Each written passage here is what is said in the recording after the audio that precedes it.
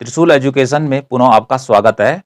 हमारा जो टॉपिक है आज का वह है करारोपण या कराधान के प्रभाव। यह वीडियो का दूसरा पार्ट है। पहले पार्ट में हमने आपको करारोपण या कराधान के प्रभाव पढ़ाए थे, तो उसमें हमारा टॉपिक पूरा नहीं हुआ था।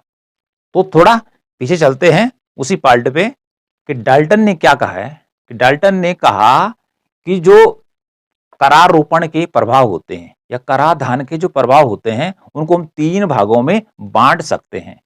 तो यहां पर जो वर्गीकरण चल रहा है हमारा वो डाल्टन के अनुसार चल रहा है। तो पहला वाला है उसका कि उत्पादन पर कराधान के प्रभाव। करारोपण और कराधान एक ही होता है। दूसरा उसका है कि आय के वितरण पर प्रभाव और तीसरा है उसका अन्य प्रभाव। तो गत वीडियो में हमने क्या पढ़ाया था कि उत्पादन पर कराधान के क्या प्रभाव होते हैं। उत्पादन घटता है बढ़ता है, तो किस संदर्भ में पढ़ा था। उसमें हमने दो टॉपिक पढ़े थे, काम करने तथा बचत करने की क्षमता पर प्रभाव और दूसरा पढ़ा था काम करने तथा बचत करने की इच्छा पर प्रभाव। ये दो हेडिंग हमने पढ़ी थी। तो आज हम इससे आगे बढ़ेंगे और पढ़ेंगे तीसरे नंबर की हेडिंग किसके संदर्भ में, उत्पादन पर कराधान के प्रभाव। कि क्या प्रभाव पड़ने वाला है उत्पादन पर यदि करों का भार ज्यादा बढ़ता है।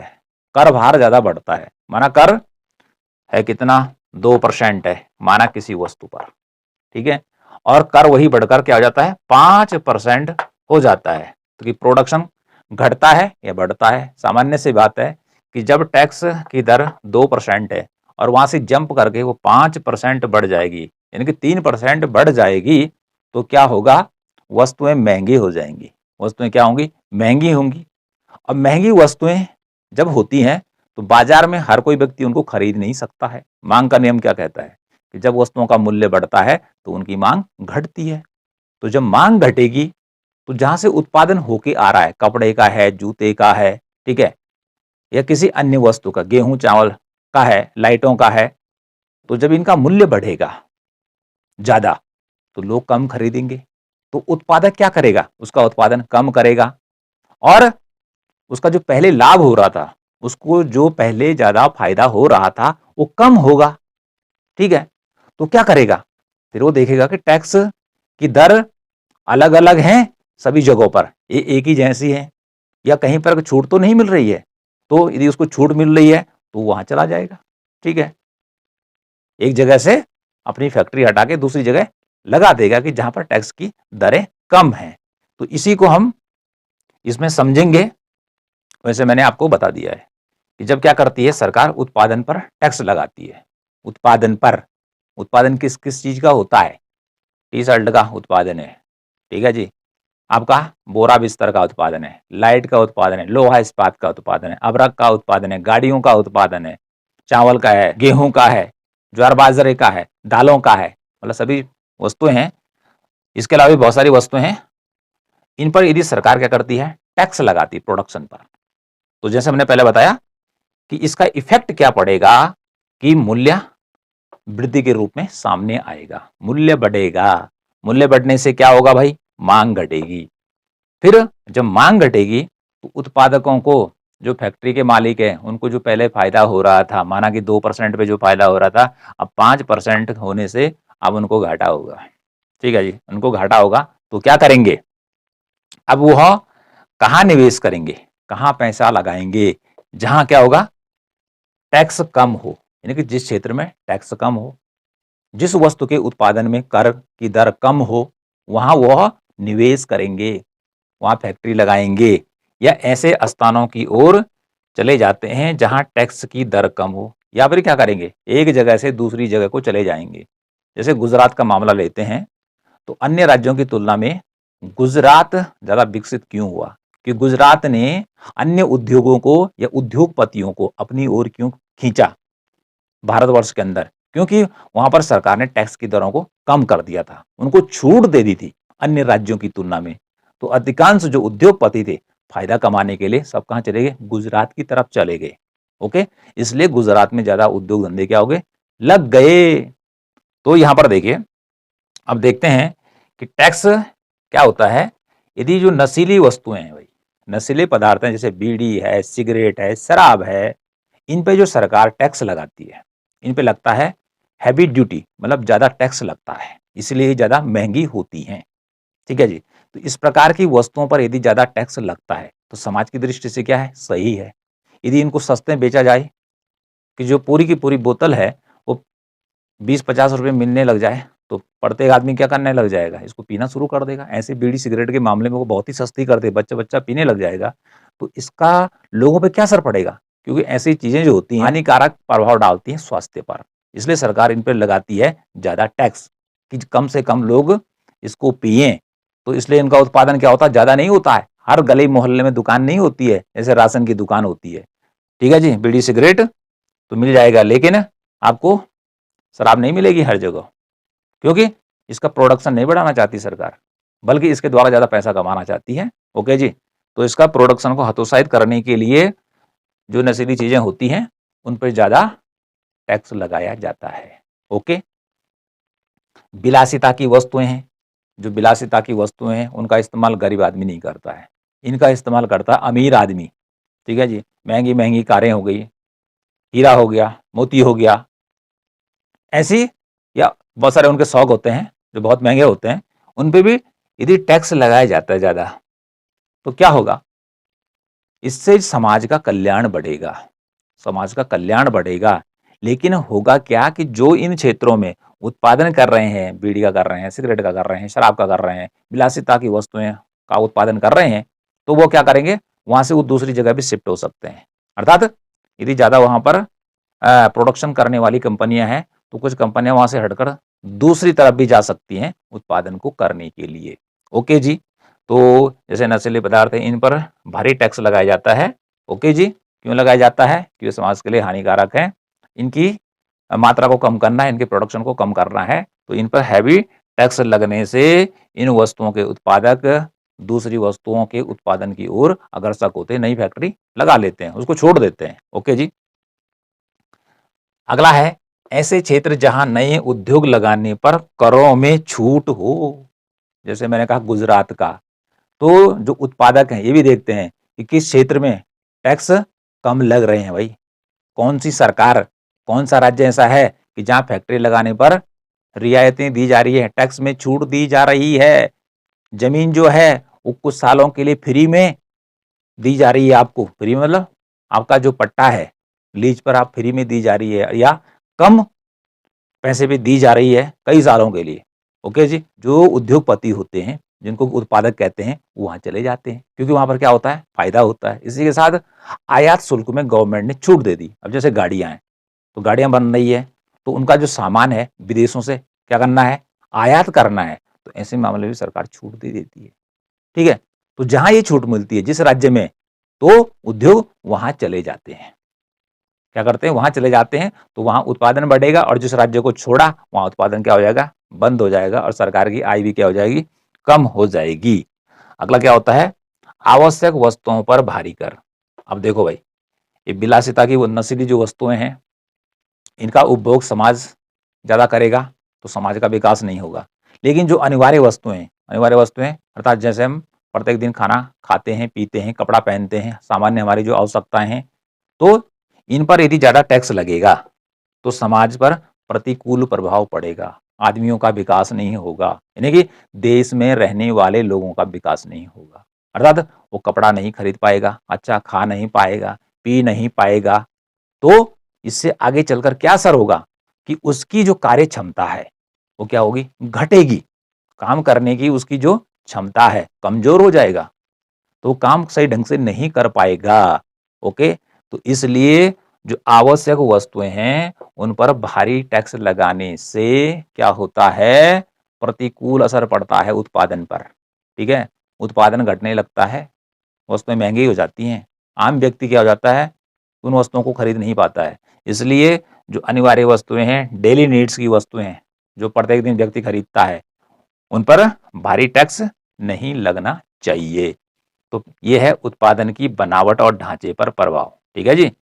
कि उत्पादक एक उत्पादन को छोड़कर जो पहले उत्पादन कर रहा था उसको बंद कर देता है, और अगला धंधा खोल लेता है, या इसी में एक जगह जहां पर टैक्स की दर ज़्यादा है, वहाँ पर टैक्स की दर ज़्यादा होने के कारण फैक्ट्री को बंद करेगा या धीरे-धीरे बंद करके उस जगह शिफ्ट होगा कि जहाँ टैक्स की दरें कम हैं। जैसे हमने आपको उदाहरण में दिया कि गुजरात चली गई। इसी प्रकार से उत्तराखंड सरकार ने भी छूट दी, तो बाहर से कंपनी क्या हुई, उत्तराखंड में आई। सरकार ने कहा कि हम तुम्हें जो ज़मीन है वो लीज पे देते हैं, बिजली हम आपको कम दाम पे देते हैं, मतलब हर चीज़ आपको कम दाम पे देते हैं, आप हमारे यहाँ आइए। तो फैक्ट्रियाँ क्या हुई, ये फैक्ट्री के जो मालिक थे वो उत्तराखंड आ गए। ओके जी, तो ये वाला हो गया हमारा उत्पादन की बनावट एवं ढांचे पर प्रभाव। तो इस प्रकार से कुल मिलाकर इसका जो भी असर पड़ रहा है वो पड़ रहा है उत्पादन पर। किस पे पड़ रहा है? उत्पादन पर। भारी टैक्स क्या करते हैं? उत्पादन को घटाने का काम करते हैं, और कम टैक्स जो होते हैं वो उत्पादन को बढ़ाने का काम करते हैं। ठीक है, अब चलते हैं दूसरे भाग में, आय के वितरण पर प्रभाव। आय का वितरण, आय का वितरण का मीनिंग है कि आप अपने आसपास समाज में देखते हैं कुछ लोगों के पास पैसा ज़्यादा होता है और कुछ लोगों के पास नहीं होता है। शहरों में देखते हैं ऊंची ऊंची बिल्डिंगें हैं, ठीक है, और उसी के अगल बगल झुग्गी बस्तियां हैं। किस प्रकार से लोग उनमें रहते हैं, किस प्रकार से जीते हैं, कैसा वहाँ पर हवा पानी है और क्यों ऐसा जीवन वह जी रहे हैं, और एक ऊंची ऊंची बिल्डिंगों में रह रहे हैं, महंगी महंगी गाड़ियों में जा रहे हैं। तो इस प्रकार से देखिए क्या होता है कि आय का जो वितरण है पूरे देश में एक जैसा नहीं है।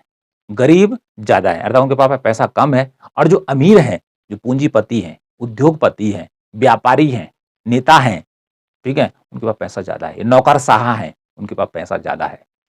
तो यदि एक वर्ग जो गरीब है उसके पास पैसा हो जाए कम और अमीरों की संख्या इतना ज्यादा हो जाए तो क्या असर पड़ेगा?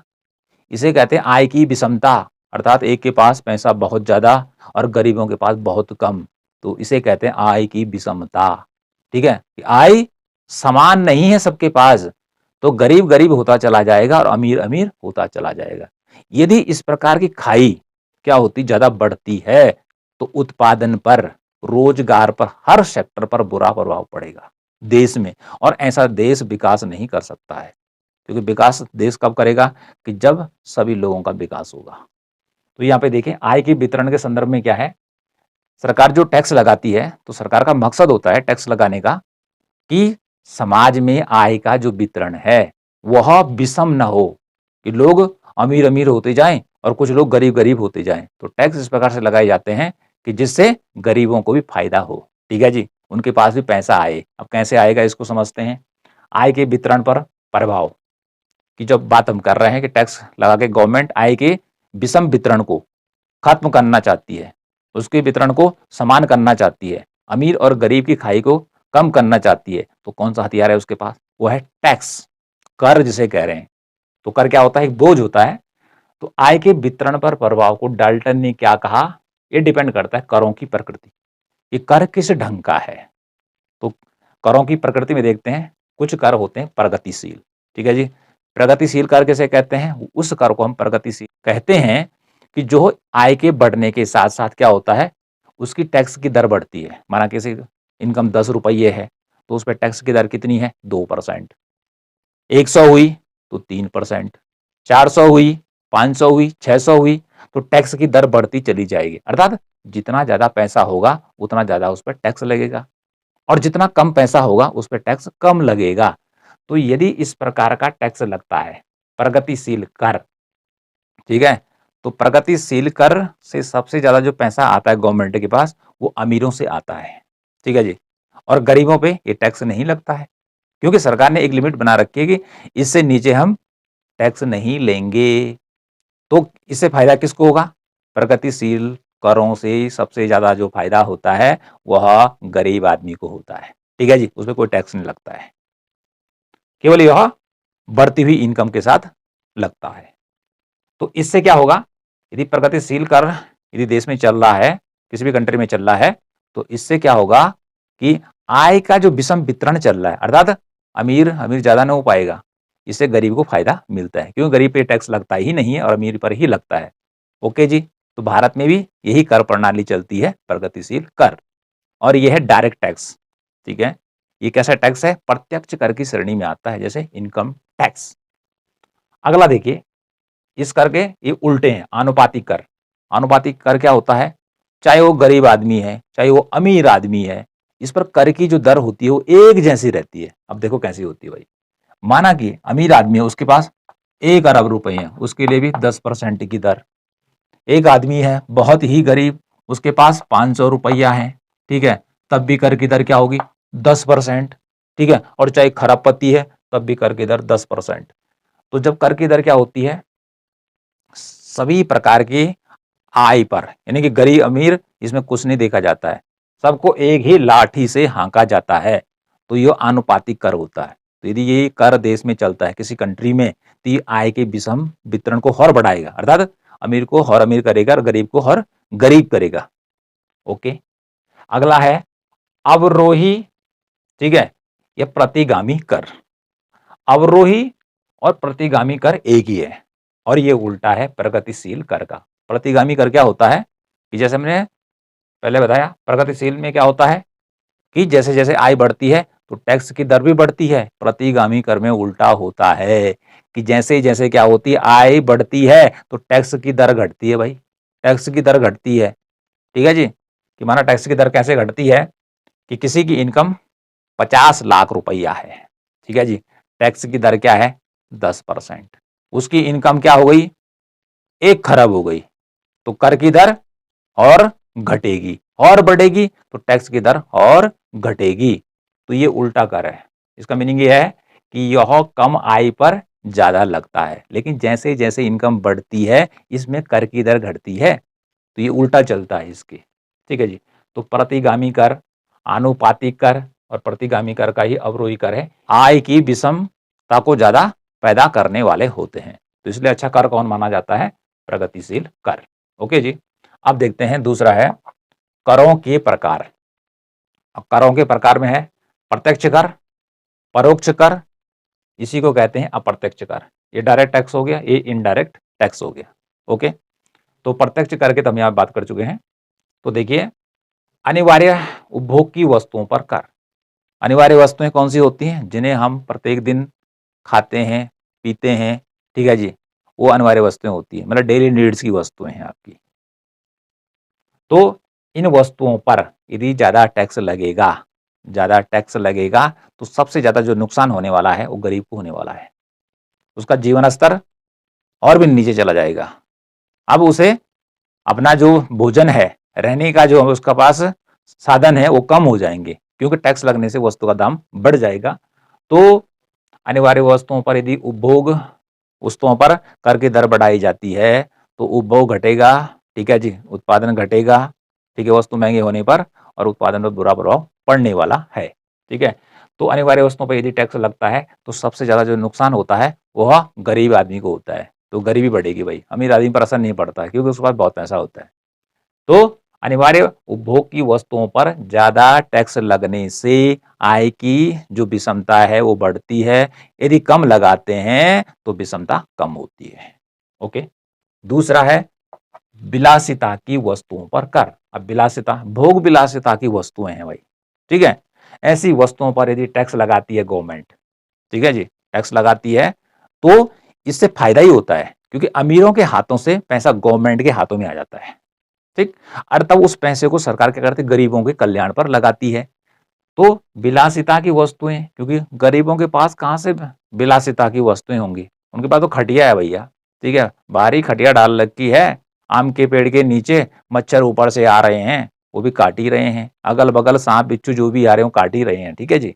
तो विलासिता की वस्तुएं गरीब तो यूज करता नहीं है, तो अमीर करता है, तो इन पर टैक्स लगाएंगे, जो पैसा आएगा उसको गरीबों के कल्याण पर खर्च करेंगे, ठीक है जी।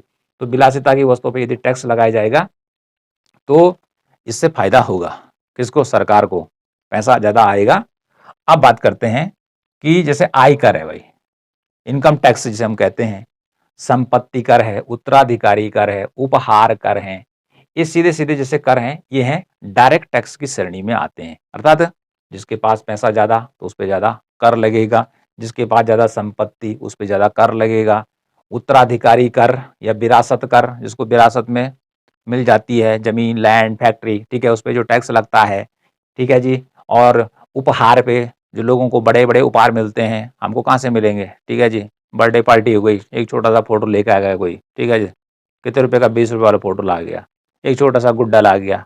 ओके, तो ऐसे वाले उपहार नहीं, वो महंगे महंगे जो उन्होंने कहा उपहार लेके आ गए, तो डायमंड लेके आ गए, ठीक है, सोने के रूप में ला गए, इस प्रकार के उपहार हो सकते हैं महंगे महंगे। ठीक है, महंगी ड्रेस दे दी, ठीक है, गाड़ी दे दी पूरी, लो भाई BMW तुम्हें उपहार में है, तुम्हें मर्सिडीज उपहार में है। तो इन पर जब टैक्स लगता है, ठीक है जी, तो यह जो कर है, क्योंकि गरीब पे तो लगता नहीं है, तो इस प्रकार का जब टैक्स लगेगा तो यह अमीर को प्रभावित करने का काम करेगा, और इससे जो पैसा आएगा वो कहाँ आएगा, सरकार के हाथों में आएगा। तो ये भी आय की विषमता को कम करने का काम करेगा। तो कुल मिलाकर क्या कहा जा रहा है कि आय के वितरण पर क्या प्रभाव पड़ने वाला है जब कर लगाए जाते हैं, करारोपण किए जाते हैं, तो ये देखा जाता है करों की प्रकृति किस ढंग की है, प्रगतिशील कर है तो बहुत अच्छी बात है भाई, ये गरीब पे नहीं लगेगा। आनुपातिक है, अवरोही है या प्रतिगामी है, तो यह क्या करेगा, यह अमीर गरीब पर एक जैसा लगेगा, एक ही दृष्टि से देखता है ये, ठीक है जी, एक ही लाठी से आंकता है, अमीर को भी और गरीब को भी। तो ये कर क्या करेंगे, अमीर को फायदा पहुंचाएंगे और गरीब को नुकसान पहुंचाने का काम करेंगे, तो आय की विषमता बढ़ेगी। आय की विषमता का अर्थ क्या होता है, आय की विषमता का अर्थ ये होता है कि किसी के पास बहुत ज्यादा पैसा होता है, ठीक है जी, और किसी के पास थोड़ा सा होता है, उसे प्रत्येक दिन भोजन नहीं मिल पाता है, 2-3 टाइम का, एक ही टाइम भोजन करना पड़ता है उसको, ठीक है जी। करों की प्रकृति देखेंगे इसके संदर्भ में और करों के प्रकार देखेंगे। ओके जी, कि अनिवार्य उपभोग की वस्तुओं पर यदि टैक्स ज्यादा लगेगा तो क्या असर पड़ेगा, बता चुके हैं। विलासिता की वस्तुओं पर लगेगा तो क्या होगा, और आयकर ये कर लगाए जाते हैं, तो हमने बताया कि ये कर केवल अमीरों पे लगते हैं और इसका पैसा सरकार के पास आएगा, और सरकार यदि उसका उपयोग सदुपयोग सही ढंग से करती है, पुनः उत्पादन में करती है, तो फिर क्या हो जाएगा, आय की विषमताएं दूर होंगी। अब देखिए करारोपण या कराधान के अन्य प्रभाव, डाल्टन के अनुसार पढ़ा रहे हैं आपको, किसके अनुसार पढ़ा रहे हैं, डाल्टन के अनुसार। तो देखो करारोपण का या कराधान के अन्य प्रभाव क्या है।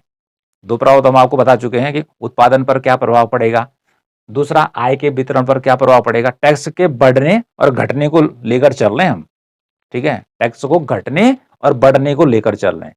अब देखिए उपभोग पर क्या असर पड़ेगा, ठीक है जी, कि यहां पर अन्य प्रभाव में थर्ड नंबर का है लास्ट, उपभोग। उपभोग पर यदि क्या असर पड़ने वाला है, मतलब वस्तुएं महंगी होंगी तो जो खरीदने वाला है उसकी क्रय शक्ति घटेगी, उसकी क्रय शक्ति घटेगी, तो उससे क्या होगा, उपभोग कम करेगा, उपभोग कम करेगा, और जब उपभोग कम करेगा तो वस्तुओं की मांग भी घटेगी, ठीक है जी, वस्तुओं की मांग घटेगी और मांग घटने से क्या होगा, उत्पादन भी घटेगा। तो इसलिए उपभोग पर यदि ज्यादा कर लगाए जाएंगे तो उसका बुरा असर पड़ेगा, और यदि साधारण रूप से कर लगाए जाते हैं सामान्य वस्तुओं पर तो उसका सीधा सीधा असर अच्छा पड़ने वाला है। ओके जी, आर्थिक स्थिरता, तो किसी भी देश की आर्थिक स्थिरता बहुत जरूरी है, मतलब विकास बहुत जरूरी है, और यहाँ पर दो चीज देखने को मिलती हैं। एक टाइम ऐसा होता है, ऐसी अवस्था आती है कि जब अर्थव्यवस्था बहुत तेजी से बढ़ती है, आगे बढ़ती है, ठीक है जी, बूम करती है, और एक अवस्था ऐसी आती है अर्थव्यवस्था की कि जिसमें अर्थव्यवस्था में गिरावट आने लगती है, जिसे मंदी कहते हैं। तो इस प्रकार से आर्थिक स्थिरता में यदि हम देखें तो दो चीजें देखते हैं, तेजी और मंदी पर नजर डालते हैं। जब तेजी होती है भाई, तेजी होती है, जब अर्थव्यवस्था तेजी से विकास करती है तो उस समय क्या होता है, लोगों के पास ज्यादा पैसा आता है, ज्यादा पैसा रहता है, तो जिससे क्या होता है, महंगाई बढ़ जाती है, मुद्रास्फीति हो जाती है। तो ऐसी स्थिति में सरकार को क्या करना चाहिए, यहाँ पर ज्यादा टैक्स लगा के लोगों से वो पैसा वापस लेना चाहिए। टैक्स लगाएगी वस्तुओं पे ज्यादा, तो जो पैसा अतिरिक्त मार्केट में आया, जिसने महंगाई को बढ़ाया, जिसने मांग को बढ़ाएगा, वो कम हो जाएगा, ठीक है जी, एक काम तो ये कर सकती है। दूसरा, मंदी उल्टा होता है कि मंदी में क्या होता है, उत्पादन गिर जाता है, ठीक है, लोगों की आय कम हो जाती है। तो ऐसी स्थिति में सरकार क्या करेगी, टैक्स बढ़ाएगी थोड़ी, टैक्स को घटाने का काम करेगी, टैक्स को घटाने का काम करेगी कि जिससे कि लोगों को कम से कम नुकसान हो, ठीक है जी। तो आर्थिक स्थिरता को बनाए रखने के लिए सरकार क्या करेगी, टैक्स देखेगी, तेजी और मंदी की स्थिति को देखेगी, ठीक है जी। तब जाके क्या होगा, यदि उसने तेजी के समय, महंगाई के समय, मुद्रास्फीति के समय जो पैसा लिया है और उसको क्या करती है, विनियोग करती है सही जगह पर, सही उत्पादन में, तो फिर क्या होगा, प्रोडक्शन बढ़ेगा, देश का आर्थिक विकास होगा, वस्तुओं और सेवाओं का प्रोडक्शन बढ़ेगा, ये लिखना आपने, ठीक है जी। और पता चला कि तेजी चल रही है और तेजी में आपने क्या टैक्स की दर घटा दी, ठीक है जी, तो उल्टा असर पड़ेगा। तेजी में क्या महंगाई और बढ़ेगी। और यहाँ उल्टा कर दिया, मंदी में आपने क्या टैक्स की दर बढ़ा दी, ठीक है, तो और मंदी आ जाएगी। तो इसको देखेंगे, रोजगार देखेंगे भाई कि रोजगार पर भी क्या होता है, टैक्स का प्रभाव पड़ता है। क्योंकि जब उत्पादन पर टैक्स लगता है, फैक्ट्री पर ज्यादा टैक्स लगता है उत्पादन पर, तो उसका असर पड़ता है वस्तुओं की डिमांड पर पड़ता है, ठीक है जी। तो कम टैक्स लगेंगे तो उत्पादन ज्यादा होगा, तो ज्यादा लोगों को फैक्ट्रियां या कंपनी के मालिक या उत्पादक क्या करेंगे, रोजगार देंगे, तो रोजगार बढ़ेगा तो आय बढ़ेगी तो क्या होगा, लोगों का जीवन स्तर सुधरने का काम करेगा। अगला देखिए, करों का नियमन पर प्रभाव। करों का नियमन पर प्रभाव, अब कैसे प्रभाव पड़ने वाला है, देखो भाई, कुछ वस्तुओं पर भारी कर, यानी कुछ वस्तुएं जो कि समाज के लिए घातक हैं, विलासिता की वस्तुएं हैं या हमारे मादक वाली वस्तुएं हैं, तो इन वस्तुओं पर यदि गवर्नमेंट भारी टैक्स लगाती है तो इनका उत्पादन घट जाएगा, ठीक है जी। उत्पादन घटेगा, समाज के लिए अच्छा होगा। दूसरा, सरकार के पास क्या हो जाएगा, पैसा आ जाएगा, और उस पैसे को सरकार कहाँ करेगी खर्च, देश के विकास पर करेगी। अरे सड़क बनाने पर खर्च करेगी भाई, तुम्हारे गांव में सड़क नहीं, सड़क आ जाएगी, ओके जी। तुम्हारे शहर में नालियां क्या हो रही हैं, बरसात में पूरी पूरी भर जा रही है, तो कोशिश करेगी कि ठीक है जो नालियां ठीक कर लेते हैं भैया, ओके। किसानों को क्या करते हैं, गांव में खेती बाड़ी के लिए खाद में सब्सिडी दे देते हैं, बीजों में सब्सिडी दे देते हैं, ऐसा काम करेगी, ओके। तो उन वस्तुओं पर, अर्थात जो विलासिता की वस्तुएं हैं या जो हमारे मादक द्रव्य आते हैं, नशीले जो पदार्थ हैं, उन पर टैक्स लगेगा, ठीक है। तो वो पैसा सरकार के पास आएगा और वो सरकार खर्च करेगी, जैसे मैंने आपको बताया, ओके जी। तो इस प्रकार से वह क्या करेगी, उत्पादन को नियमन करने का काम करेगी, अर्थात उत्पादन को घटाने का काम करेगी उनका, कि जब भारी टैक्स लगेगा तो ज्यादा उत्पादन थोड़ी करेंगे वो, ठीक है जी। लेकिन दूसरी तरफ जो आम व्यक्ति इस्तेमाल करने वाली जो वस्तुएं हैं, जिनको आप प्रत्येक दिन खरीद रहे हैं, मार्केट में सब्जी खरीदते हैं, हाँ खरीदते हैं, ठीक है जी, हाँ खरीदते हैं। और क्या खरीदते हैं, दाल सब्जी चावल वगैरह खरीदते हैं, कपड़े खरीदते हैं, हाँ खरीदते हैं, दूध खरीदते हैं, हाँ खरीदते हैं, ठीक है। तो इस प्रकार से यदि उन पर सरकार क्या करती है, कम कर लगाती है, तो उनकी प्रोडक्शन बढ़ेगा, उनका उपभोग भी बढ़ेगा। तो इस प्रकार से ये अन्य प्रभाव होगी। तो कुल मिलाकर हमने आपको क्या बताया, दोनों वीडियो हमारे यहाँ पर कंप्लीट हो गए एक टॉपिक के, करारोपण या कराधान के प्रभाव क्या होते हैं। तो कराधान के जो प्रभाव हैं, एक तो हो सकते हैं अनुकूल और एक हो सकते हैं प्रतिकूल। तो अनुकूल में क्या होगा, अनुकूल के अनुसार जैसे उत्पादन बढ़ेगा, क्या होगा, उत्पादन बढ़ेगा, आय की विषमताएं कम होंगी, ठीक है, उपभोग बढ़ेगा, आर्थिक स्थिरता रहेगी, ठीक है। तो तेजी थोड़ा ज्यादा रहेगी और मंदी ना आए, अर्थव्यवस्था की बढ़ती चली जाएगी। तो कुल मिलाकर आर्थिक स्थिरता बहुत जरूरी है भाई, ठीक है जी, कि ग्रोथ करती जाए, 9%, 10%, 11% की दर से इकोनॉमी आगे बढ़ती चली जाए, रिसेशन में न जाए, मंदी में न जाए, रोजगार बढ़ेगा, ठीक है जी। और करों के नियमन द्वारा उत्पादन के ऐसे उत्पादों पर रोक लगेगी कि जो किस देश की जनता के लिए घातक हैं, जिसमें हमने आपके पास रखे नशीले पदार्थ, बीड़ी है, सिगरेट भी ऐसी होती है, ठीक है। तो पहले फिल्मों में इसका चलन बहुत था, दिखाते थे बड़े ही शौक से, तो बच्चे भी उसको फॉलो करते थे, लेकिन आज नहीं दिखाते हैं। तो ये चीजें होती हैं घातक, ठीक है, दिमाग को पलट कर रख देती हैं, इसका आदि बना देती हैं। तो ये आदि ना बने, सारे देश के लोग एक साथ झूम रहे हैं, तो देश कैसा होगा, विकास करेगा, नहीं करेगा। तो ये डाल्टन का जो वर्गीकरण था कि करारोपण के क्या क्या प्रभाव पड़ते हैं, ये हमने आपको यहाँ पर डिटेल में बताए, विस्तार पूर्वक बताए, सरल पद्धति से बताए, कि जिससे कि आप समझ जाएं। तो आप इसको पढ़ लीजिए, काम तो वही है कि सुनना ही नहीं है, जैसे हम पहले बताए कि इसको लिखना भी है, ठीक है जी, लिखना है, कॉपी में नोट्स बनाने हैं, ठीक है, उसके बाद उसको याद करना है, उसको सुबह शाम, जब तक अच्छे ढंग से हमारी समझ में ना आ जाए तब तक इस पे काम करते रहना है। तो कुल मिलाकर दोनों वीडियो, पहला वाला पार्ट और दूसरा वाला पार्ट जो है, वो एक टॉपिक को यहां पर हमारा पूरा करता है।